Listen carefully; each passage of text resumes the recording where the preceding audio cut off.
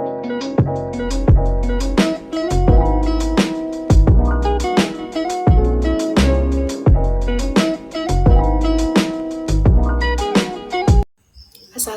warahmatullahi wabarakatuh. Perkenalkan, nama saya Siti Muslimah Nur Salam. Di sini saya akan menjelaskan tentang kesimpulan dari materi kelompok 3, yaitu relasi dan fungsi, macam-macam relasi dan fungsi beserta contohnya. Nah, yang pertama yang kita bahas ada relasi. Apa sih itu relasi? Jadi, relasi adalah hubungan antara dua himpunan di mana setiap anggota dari himpunan pertama atau domain dapat berhubungan dengan satu atau lebih anggota dari himpunan kedua atau kodomain. Dalam relasi, tidak ada aturan khusus yang mengatur bagaimana anggota domain harus dipasangkan dengan anggota kodomain. Nah, contohnya himpunan A atau domain ada 4, 5, dan 6, sedangkan himpunan B ada kodomain, ada X, Y, dan Z. Nah, sebuah relasi dari A ke B bisa berupa, jadi R sama dengan 4,X, 5,Y, 6,Z, dan 4,Y. Nah, relasi ini bukan fungsi, karena angka 4 itu memiliki dua pasangan, yaitu X dan Y. Nah, selanjutnya kita akan membahas tentang fungsi. Apa sih itu fungsi? Jadi, fungsi adalah relasi khusus di mana setiap elemen dari himpunan pertama atau domain berhubungan dengan tepat satu elemen di himpunan kedua atau kodomain.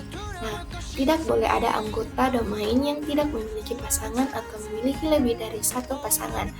Nah, contohnya himpunan A atau domain ada 7, 8, 9, dan di himpunan B ada atau kodomain ada MNO. Nah, fungsi dari A ke B bisa berupa, jadi F sama dengan 7,0, 7,O, 8,N, dan 9,M. Nah, kenapa dikatakan fungsi? Karena setiap elemen domain hanya memiliki satu pasangan. Selanjutnya kita akan membahas macam-macam relasi. Nah, yang pertama ada relasi refleksif. Nah, jadi suatu relasi disebut refleksif jika setiap elemen dalam himpunan memiliki hubungan dengan dirinya sendiri. Nah, contohnya jika A sama dengan 2, 3, dan 4, maka R sama dengan 2,2, 3,3, dan 4,4. Nah, itu adalah relasi refleksif. Nah, yang kedua ada relasi simetris. Nah, relasi simetris disebut jika setiap pasangan A atau B dalam relasi juga memiliki pasangan B atau A. Nah, contohnya jika R sama dengan 2,5, 5,2, 3,6, dan 6,3, maka relasi ini adalah relasi simetris. Nah, yang ketiga ada relasi antisimetris. Nah, relasi disebut antisimetris jika A, B dan B, A ada dalam relasi. Nah, maka A harus sama dengan B. Nah, contohnya jika R sama dengan 1,2, 3,4, dan 5,5, maka relasi ini adalah antisimetris karena tidak ada pasangan terbalik seperti 2,1 atau 4,3. Nah, yang keempat ada relasi transitif.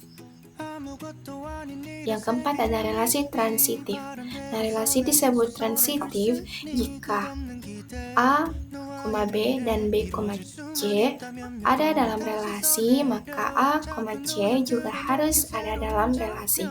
Nah, contohnya jika R sama dengan 2,3, 3,4, dan 2,4, maka relasi ini adalah relasi transitif karena hubungan antara 2 dan 3 serta 3 dan 4 membuat 2 terhubung ke 4. Nah, selanjutnya ada macam-macam fungsi. Yang pertama ada fungsi induktif atau satu-satu. Nah, setiap elemen di kodomain hanya memiliki satu pasangan dari domain. Contohnya A sama dengan 10, 11, dan 12, B sama dengan PQR. Jadi F sama dengan 10, B, 11, Q dan 12, R. Nah, tidak ada dua elemen domain yang memiliki pasangan kode main yang sama, sehingga fungsi ini adalah injektif.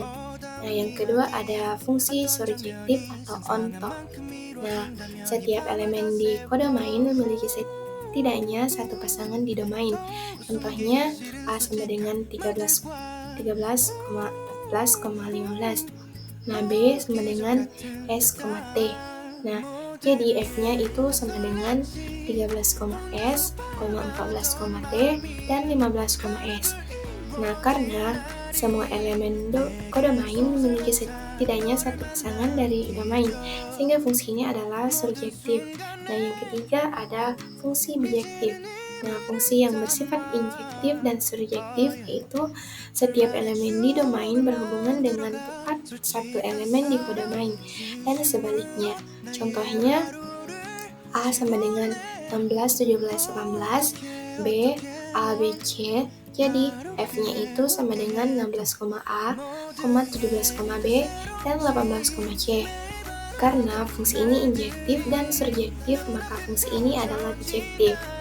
Nah, yang keempat ada fungsi konstan. Nah, setiap elemen domain dipetakan ke satu elemen yang sama di kode main. Nah, contohnya A sama dengan 1, 2, 3 dan B sama dengan X. Nah, jadi F-nya sama dengan 1,X, 2,X, dan 3,X. Nah, karena semua elemen domain memiliki pasangan yang sama, maka fungsi ini adalah konstan.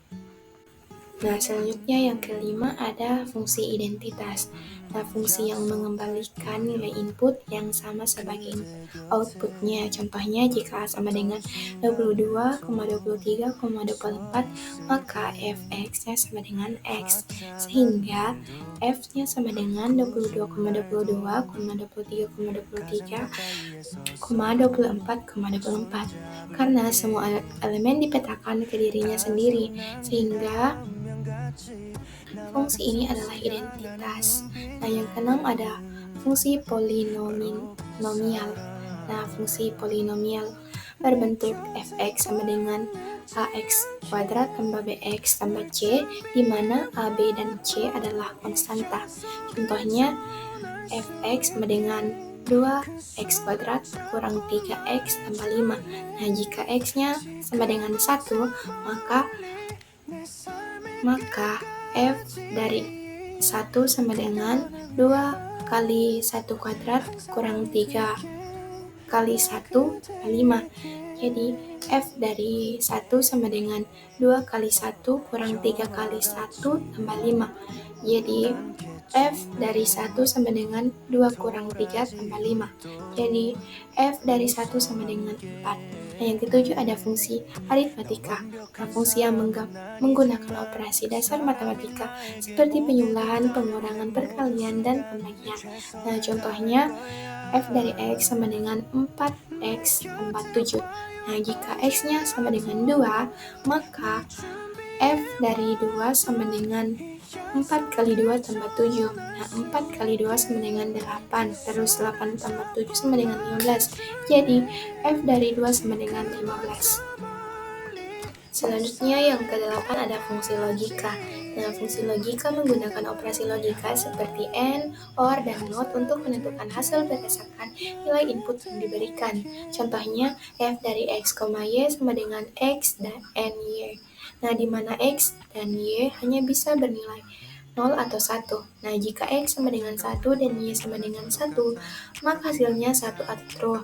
Nah, jika salah satu atau kedua input bernilai 0, maka hasilnya 0 atau false. Nah, contoh perhitungannya ada di tabel di bawah ini.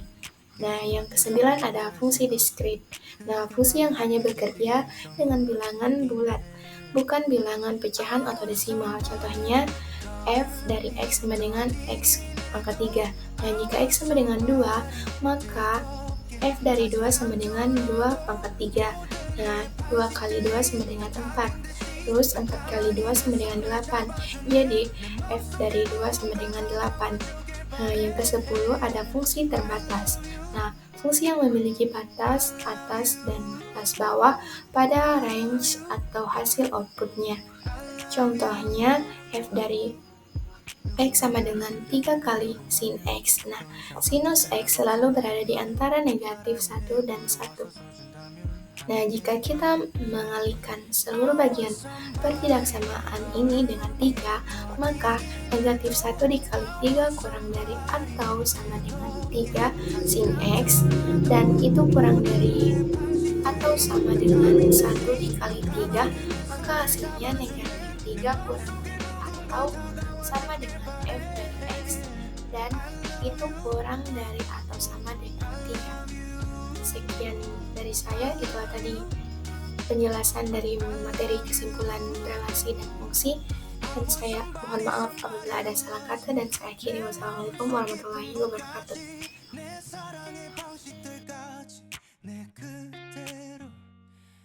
somebody